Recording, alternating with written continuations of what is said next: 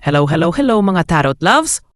Welcome sa Ren Soul Tarot Channel, ang inyong buwanang gabay mula sa baraha. Kung gusto mong malaman ang enerhiya ng darating na mga araw, mapa love, career at health man yan. Tara, silipin natin yan dito sa inyong paboritong tarot tambayan. Kamusta mga minamahal kong Libra? Welcome sa ating monthly money tarot reading, kung saan malalaman mo kung ano ang gabay ng universe pagdating sa career at kaperahan mo ngayong buwan. Handa ka na ba? Tara, samahan niyo kong tingnan kung ano ang sinasabi ng mga baraha para sa iyo, Libra.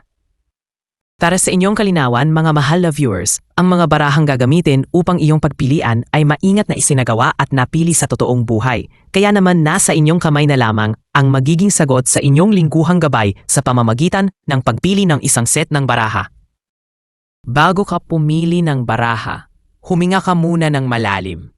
I-relax ang iyong isipan at damdamin. I-focus ang atensyon mo sa tanong, intensyon o bagay na gusto mong malinawan. Tandaan, hindi panghuhula ang tarot. Isa itong paraan ng universe upang mas makilala mo ang iyong sarili at ang daang tinatahak mo. Pero bago iyan, maglaan muna tayo ng maiksing dasal bago ka pumili ng iyong baraha. Universe, gabayan mo kami sa pagpili ng baraha ngayon. Ipaabot mo sana ang tamang mensahe, ang kailangan naming marinig sa oras na ito. Buksan ang aming mga puso at isip para sa liwanag, clarity at good vibes. Salamat sa guidance at positive energy. Amen. At para sa iyong reading, sa harap mo ay may tatlong set ng card. Set 1, Set 2, at Set 3. Piliin mo ang barahang pinakamalakas pumukaw ng iyong atensyon at gamit ang iyong intuition. Ang tamang mensahe ay palaging makakarating sa tamang oras. Magbibigay lamang ako ng 10 segundo upang makapili ka ng iyong ninanais na baraha.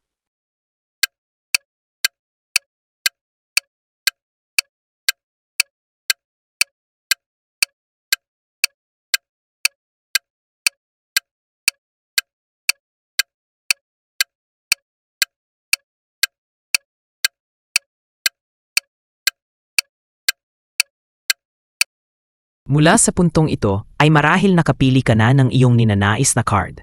Tara, simulan na natin ang iyong reading. Para sa mga pumili ng set number 1, narito ang mga card na iyong napili.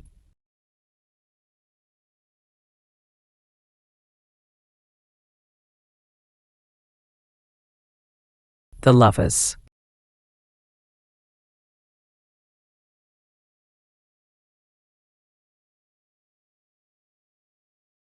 Ace of Pentacles.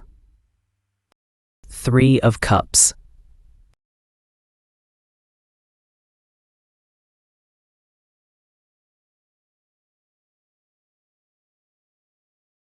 King of Pentacles.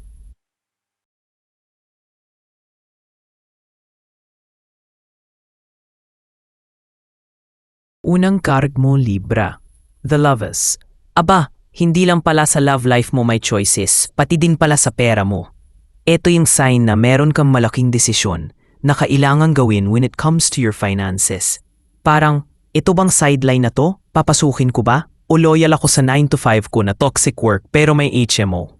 Ang mensahe ng card na ito sa'yo, Libra, simple lang. Since money reading ito, pinapaalala ni The Lovers sa'yo na kung ano man yung pinagdedesisyonan mong plano na related sa pera or work mo, siguraduhin mong naka-align ito sa puso mo. Piliin mo ito dahil alam mong tatagal ka at mag-e-enjoy ka sa choice na to.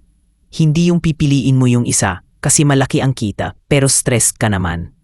Ayusin mo ang pagpili mo, Libra, ha? Pangalawang card mo, Libra, Ace of Pentacles. O diba, bagong opportunity alert ito. Ito pala yung pinag-iisipan mo kanina mula sa The Lovers. Tugma talaga sa first card mo, no? May bago o pwede itong offer na biglaan. Parang ex-friend mong bigla na lang nag-message ng kamusta tapos may pa-business proposal pala. Pero seryoso, this card means may potential for a new source of income kung ready ka lang tanggapin, Libra, ha? Tapos eto na, 3 of Cups. Aba, may party? Pero hindi lang ito inuman with friends, Libra. This is about support system at collaborative wins. May mga taong ready tumulong sa'yo, friends, siblings o teammates. Baka nga yung desisyon na pipiliin mo mula kay The Lovers ay mas maging effective kung may kakampi ka.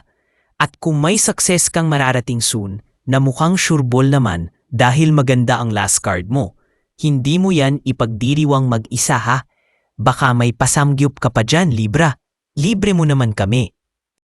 Eto na ang ending na masarap pakinggan, Libra. May potensyal ka na maging King of Pentacles, aka the boss ng finances. Ibig sabihin, kung magdedesisyon ka lang ng maayos, salamat sa lovers, aalagaan mo ang oportunidad, thanks Ace of Pentacles, at marunong kang magsaya pero may limitasyon, sabi ni Three of Cups. Aba, darating ka talaga sa punto na stable ka na financially.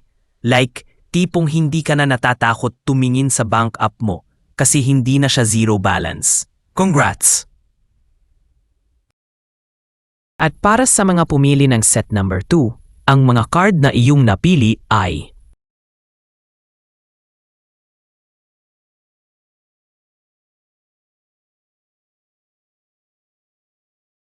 Seven of Wands,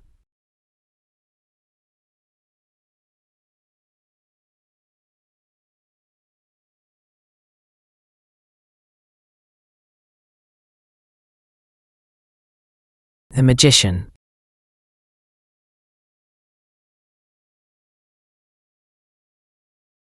Temperance, the World.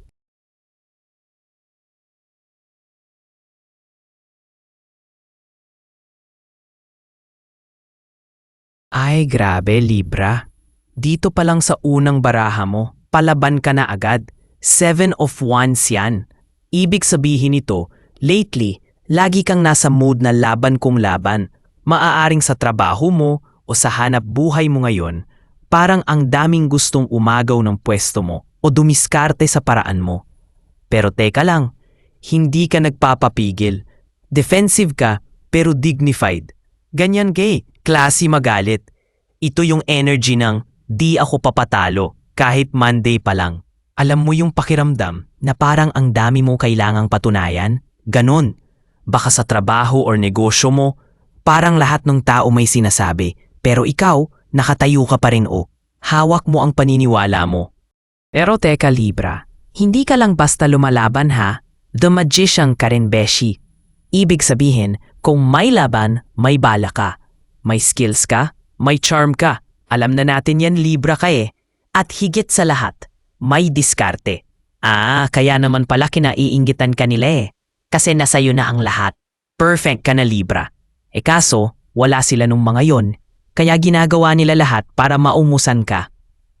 Kung parang kulang ka naman sa pera ngayon, tandaan mo, hindi ka kulang. Baka kailangan mo lang i-rearrange ang tools mo. May talento kang natutulog dyan. Gisingin mo na yan, hoy. Pero teka, huwag ka masyadong excited ah. Sabi ni Temperance, chill lang. Oo, madami kang kayang gawin. Pero hindi mo kailangang gawin lahat yan sa isang upuan. Kumbaga sa kape, masarap siya kung tama ang timpla. Di pwedeng puro tapang. Baka atakihin tayo sa kabanyan. Oo, may drive ka. Oo, marunong ka. Pero baka kasi masyado kang push ng push. Kailangan din ng pacing. Huwag puro overtime kung wala ka ng tulog. Yung energy mo, i-manage mo rin yan, Libra ha. Lalo na kung money goals ang usapan. Huwag ka magmadali kasi ang tagumpay, hindi yan fast food. Parang slow-cooked adobo yan. Masarap kapag pinatuyo onte ang sabaw. Pero kung i-connect mo rin to kay 7 of Wands, Libra, since maraming kumakalaban sa'yo, isa din itong reminder na magbigay ka lang ng mahabang pasensya. Huwag mo na silang patulan pa. Kung gusto mo, gawin mo na lang kaya silang rabbit, sabi ni Magician. Kuy, joke lang ha. At ang huling baraha mo, Libra, the world. Eto na. This is success, fulfillment, at sense of completion. Kung maganda ang pag-handle mo sa pressure, sabi ni 7 of Wands, gamitin mo ang talents mo wisely, galing naman kay The Magician, at ibalanse mo ang energy mo from Temperance. Darating talaga ang moment na masasabi mong, ay finally, worth it lahat. Kaya wag kang magpaka-small, Libra. The world is literally waiting for you. Ops, teka muna. bago tayo magpatuloy, narito na ang ating mga best commentor of the month. Shoutout na para sa inyo, Yeng Cordova, Kit 2021 at Ace Alico. Maraming salamat sa walang sawang pansubaybay at pag-comment. Kaya ikaw, ikaw na nanonood ngayon, kung gusto mong ma-feature sa next video bilang best commentor, comment lang ng comment. Malay mo, ikaw na ang susunod na babatiin ko rito. Tara na! Balik na tayo sa reading mo! Para sa mga pumili ng set number 3, narito ang iyong mga napili.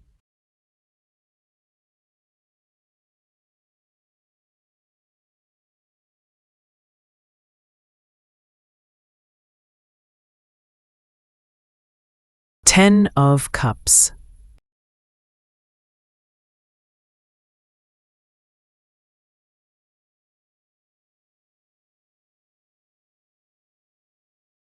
Two of Wands.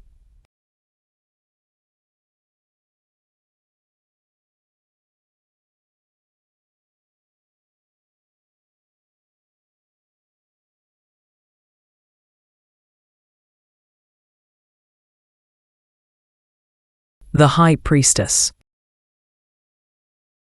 Page of Pentacles.